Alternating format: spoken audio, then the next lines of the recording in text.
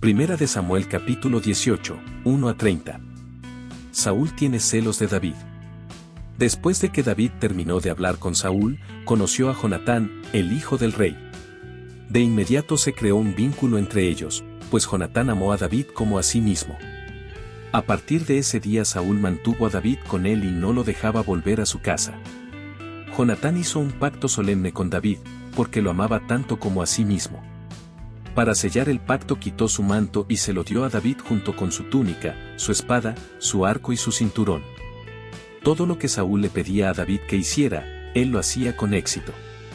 Como resultado, Saúl lo hizo comandante sobre los hombres de guerra, un nombramiento que fue bien recibido tanto por el pueblo como por los oficiales de Saúl.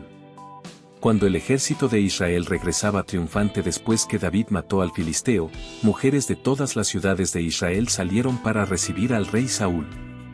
Cantaron y danzaron de alegría con panderetas y címbalos. Este era su canto. Saúl mató a sus miles. Y David, a sus 10,000. Esto hizo que Saúl se enojara mucho. ¿Qué es esto?, dijo. Le dan crédito a David por 10,000 y a mí solamente por 1,000. Solo falta que lo hagan su rey. Desde ese momento Saúl miró con recelo a David. Al día siguiente, un espíritu atormentador de parte de Dios abrumó a Saúl y comenzó a desvariar como un loco en su casa. David tocaba el arpa, tal como lo hacía cada día.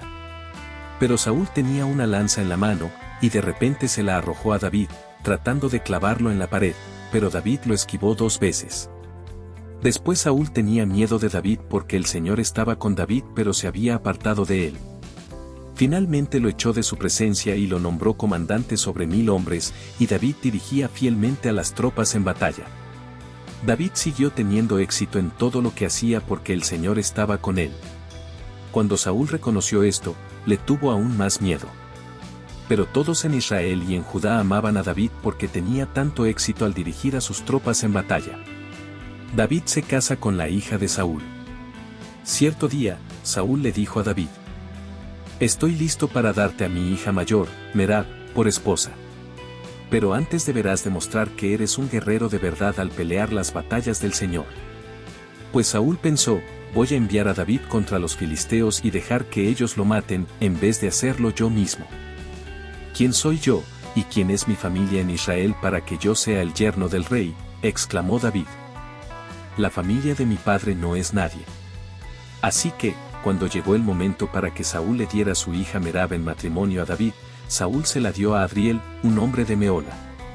Mientras tanto, Mical, otra hija de Saúl, se había enamorado de David, y cuando Saúl se enteró se puso contento. «Me da otra oportunidad para que los filisteos lo maten», se dijo Saúl a sí mismo, pero a David le dijo: «Hoy tienes una segunda oportunidad para llegar a ser mi yerno». Después Saúl instruyó a sus siervos para que le dijeran a David: «El rey te aprecia mucho, al igual que nosotros. ¿Por qué no aceptas lo que el rey te ofrece y te conviertes en su yerno?». Cuando los hombres de Saúl le dijeron estas cosas a David, él respondió: «¿Cómo puede un hombre pobre y de familia humilde reunir la dote por la hija de un rey?». Cuando los hombres de Saúl le informaron al rey, él les dijo: «Díganle a David que lo único que quiero por dote son los prepucios de 100 filisteos. Vengarme de mis enemigos es todo lo que realmente quiero». Pero lo que Saúl tenía en mente era que mataran a David en la pelea. David estuvo encantado de aceptar la oferta. Antes de que se cumpliera la fecha límite, él y sus hombres salieron y mataron a 200 filisteos. Así que David cumplió con el requisito del rey entregándole los prepucios de ellos. Entonces Saúl le entregó a su hija Mical por esposa. Cuando Saúl se dio cuenta de que el Señor estaba con David, y cuanto su hija Mical lo amaba, le tuvo aún más miedo y quedó como enemigo de David por el resto de su vida. Cada vez que los comandantes filisteos atacaban, David tenía más éxito en contra de ellos que todos los demás oficiales de Saúl, por eso el nombre de David llegó a ser muy famoso.